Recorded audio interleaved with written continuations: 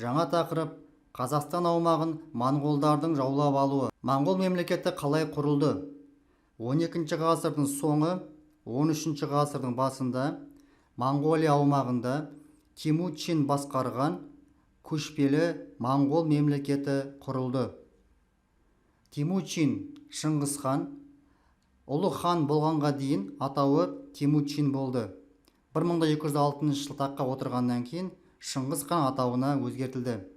Шыңғыс хан атауы көкше теңіз, биік деген мағынаны білдіреді.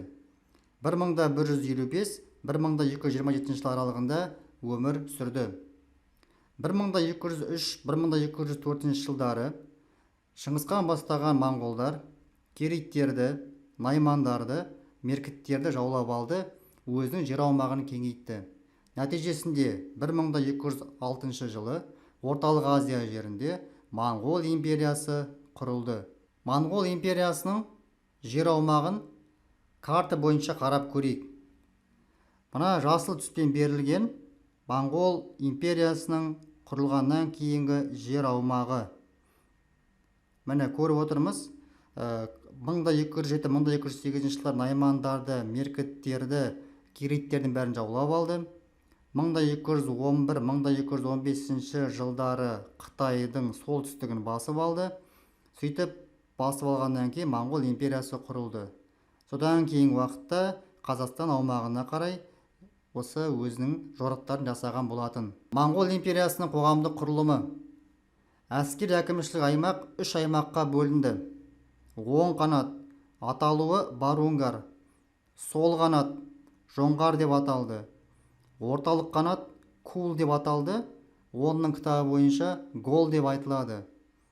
Түмен, бір түменде 10 мың жауынгер болды. Ал әр мыңдықта 10 жүздік болды. Ал жүздікте 10-дықтан тұрған болатын. Міне Моңғол империясы осындай әскери жүйе бойынша бөлінді. Заңдар жинағы Яса деп аталды. 10-шы ғасырдың кітабында ұлы жасақ деп айтылады. Тест тапсырмасында ұлы жасақ деп келіп жүр. Орталығы, яғни астанасы Қарақорым қаласы Моңғолия аумағында орналасты. Моңғолдардың Қазақстан аумағын жаулап алуы. Ең алғаш Отырар опаты оқиғасынан кейін моңғолдар Қазақстанға баса өктеп кірді. Бұл оқиға 1218 жылы болды. Отырар опатын ұйымдастырушы Отырар қаласының билеушісі Ғайыр ханның есімімен байланысты. Осы Орталық Азияға жіберген Шыңғыс хан жіберген керуендердің тыңшылық әрекетін сезіктеніп қалған Ғайыр хан барлығын өлтіруге бұйрық берді. Осыдан кейін Шыңғыс хан бастаған моңғолдар Орталық Азияға шабуыл жасауға дайындалды. 1219 жылы қыркүйек айында 150 мың әскермен моңғолдар Қазақстан жеріне оңтүстік Қазақстанға қарай алғашқы өзінің жорықтарын жасады. Өзінің әскерін 4 бағытта бөлді. Ең алғашқы нысанасы Отырар қаласын басып алу. Оны өзінің ұлдары Шағатай, Үгедейге тапсырды. Сырдарияның төменгі ағысындағы қалаларды басып алу үлкен ұлы Жошыға тапсырды. Ал Бұқараны басып алуды Шыңғыс хан өзі аттанды, қасында кенже баласы Төле болды. Ал 4-ші ұлысын ол Сырдарияның жоғары ағысын басып алуға аттандырды. Баласағұн қаласы қайырымды қала деп аталды. Себебі бұл Жетісу жерінде қала, Шу өзенінің бойында орналасқан. Наймандардың тепкісіне, олардың дінге деген шектеу қойғандығына байланысты олар осы Шыңғыс ханды өз қақпаларын ашып берді. Себебі Шыңғыс хан өзі басып алатын жерлерді дінге деген ешқандай шектеу қоймайтындығын, өз еріктерінде екенін мәлімдеген болатын. Соған байланысты Баласағұн халқы есікті өздері ашып берді. Сығанақ қаласы 7 күн бойы моңғолдардан қорғанды. Ең соңғы күні моңғолдарға, яғни қалаға басып кірді. Ұлыстардың құрылуы.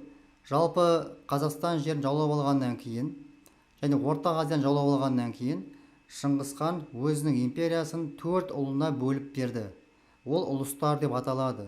Біздің Қазақстан жерінде 3 ұлысқа бөлінді, жалпы 4 ұлыс болды. Бірінші ұлысының аты Жошы ұлысы. Жошы ұлысына қазіргі ертістен бастап еділге дейінгі жер, Әмудария мен Сырдарияның төмен ағыстарына дейінгі жерлер жошы ұлысына қарады. Шағатай ұлысы оңтүстік Қазақстан, шығыс Қазақстан және бүкіл орталық Азия осы Шағатай ұлысының құрамына қарады. Үгедей ұлысы Жетісудың солтүстік шығыс бөлігі қарады.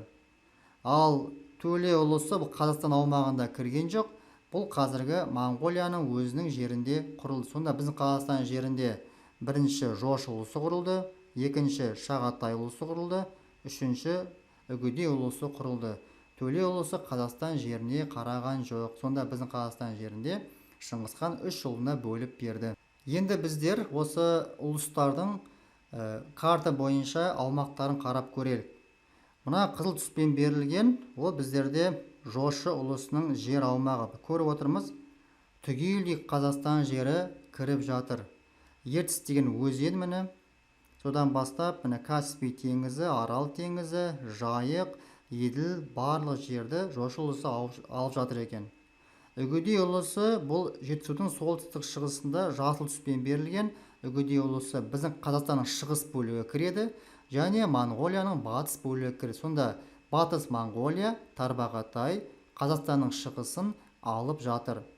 Шағатай ұлысы оңтүстік Қазақстан, Орта Азия, қазіргі мына сары түспен берілген. Сонда міне бұл Шағатай ұлысының жері мына Хулагу әулетіне дейінгі бүкіл жердің барлығы да Шағатай ұлысының құрамына кірді. Сөйтіп біздің Қазақстан жерінде осындай үш ұлыс құрылды, бірақ ең үлкен ұлыстың жер аумағы Жошы ұлысына қарады.